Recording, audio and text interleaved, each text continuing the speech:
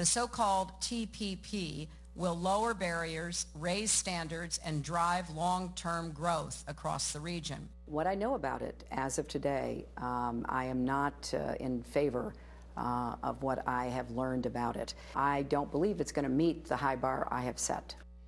Hillary Clinton this week as a candidate saying she opposes President Obama's Pacific Trade Agreement, a deal she pushed when she was Secretary of State.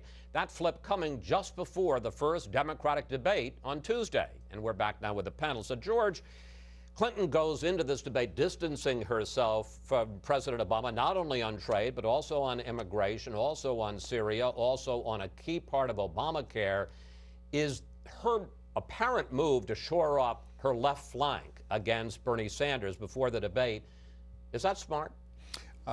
Probably at this point, because the question is how much is this going to hurt her down the road? Old political joke, a man takes a forthright position in front of a large crowd on all the burning issues of the day, and at the end of his speech he said, those are my positions, and if you don't like them, I'll change them. And that's what she's doing essentially. But this, we may be today a 48-48 nation, that both parties have 48% of the vote, and there's very little change in the so-called swing vote. And therefore, shoring up that 48% may be what she does right now. Problem is, the Trump phenomenon, the Carson phenomenon, people are looking for what they consider authenticity, and she looks day by day more synthetic. The Democratic Party has taken hits for scheduling so few debates. The Republicans have already held two. The Democrats will now hold their first one, and the argument has been from some Democrats that the DNC is trying to protect Hillary Clinton. Susan, what do you expect from this debate on Tuesday? Will Clinton ignore the other candidates? Will the other candidates go after her? Well, I think other candidates will probably go after her, but I think her task has nothing to do with the other candidates on the stage. Her debate is with herself. You know, she's been drowned. Her message has been drowned out by the controversies over emails and other things. She's been on the defensive. Can she articulate why I want to be president? Here's what I would do for you. I think that's really her task at the debate. I think, and you know, I do not expect her to go after Bernie Sanders in particular, because at the end of the day, she needs those Bernie Sanders supporters to be willing to support her. So I think we're going to hear Hillary Clinton talk about Hillary Clinton. But what does she do if Sanders or one of the others says, hey, look, I have been against this kind of trade deal for years. You've been against it for 3 days. She's going to say, you know, I listened to what you said. I listened to the arguments. You were very persuasive. Thank you so much for bringing me to the light. I want to take a sharp turn here because I want to talk about a new movie that is out next Friday. It's called Truth, and it's about a CBS News report in 2004, just before the presidential election in 2004, which claimed that President Bush had gone AWOL from his Air National Guard unit. CBS News report, Dan Rather. Here is a clip from the movie. Our story was about whether the president fulfilled his service. Nobody wants to talk about that. They want to talk about fonts and forgeries. And they hope to God the truth gets lost in the scrum. Carl, the movie portrays Dan Rather and that woman who was his producer in the story, Mary Mapes, almost as if they were Woodward and Bernstein during Watergate. Yeah. Look, this was an ugly episode in American journalism. We had a producer who had an agenda, and Mary Mapes, and she worked with her principal, Dan Rather, to produce a smear on President Bush. This movie's named Truth. It ought to be the anatomy of a smear. Falsified documents from a source who changed his story. That was the documents that were not verified by the CBS's own experts. I mean, it is a devastating example of journalism run amok. I would recommend before anybody go to see the movie that they Google CBS. This is on CBS's website, their independent review panel on this incident, and read 30 pages. The 30-page summary of this report is devastating about the lack of journalistic integrity by these two individuals. Briefly explain who the main source in the story was. The main source is a left-wing former National Guard officer named Burkett, Bill Burkett, who gave Mary Mapes documents that he alleged came from somebody else. They couldn't get a hold of that somebody else.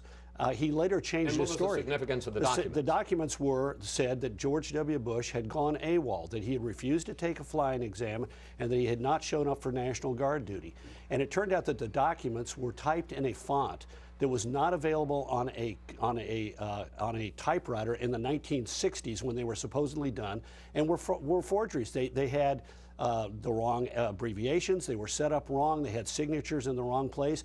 And the author, the supposed author of these, supposedly typed them himself when his widow said he never typed. He didn't type. And didn't Burkett, you know, I'm trying to remember, but didn't Burkett have some kind of a grievance against President Bush? He was both. He had both grievances about his treatment at the National Guard that occurred before Bush was president and before Bush was governor. And he also was a left-winger who had a bias against Bush and was trying to ingratiate himself with the Kerry campaign.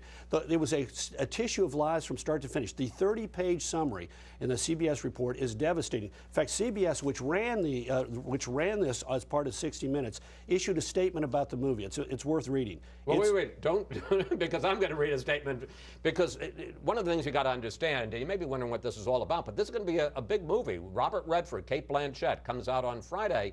At the time, Dan Rather, who first apologized on the air and later left CBS, then he sued CBS and said that the CBS's corporate interests had forced them to go against the movie and to go against him. He sued. The case was thrown out summarily by a judge. CBS now says this about its own report and its own reporters and the movie. The film tries to turn gross errors of journalism and judgment into acts of heroism and martyrdom. I guess I have to ask you one. How could Robert Redford and Cate Blanchett and the movie makers here think they're going to get away with this?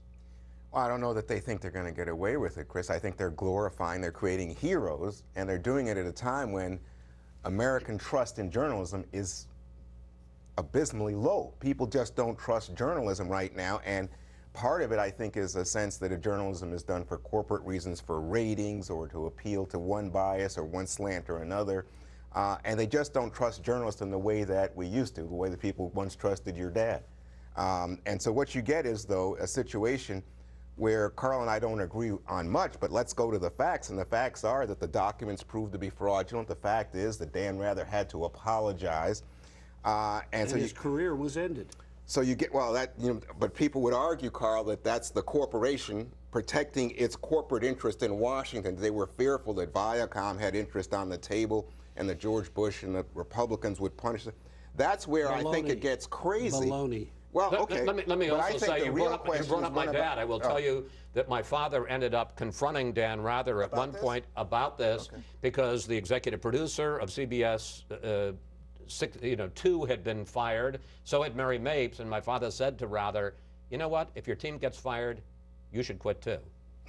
Well, that's the judgment. So you left out the best quote from CBS.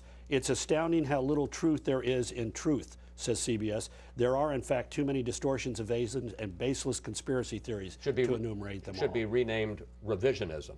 Thank you, panel. See you next Sunday. Strong note to follow.